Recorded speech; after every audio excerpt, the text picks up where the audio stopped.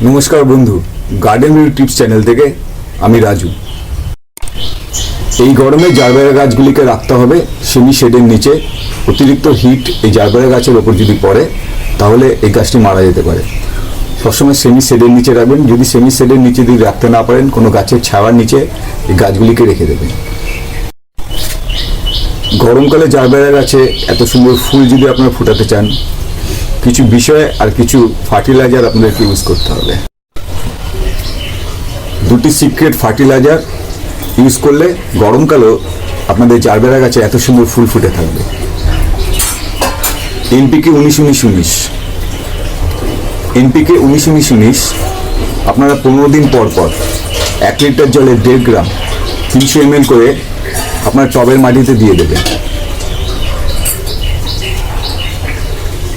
NPK 12-61-0 1 litre জলে 1.5 গ্রাম করে 200 ml করে আপনার টবের মাটিতে দিয়ে দেবেন।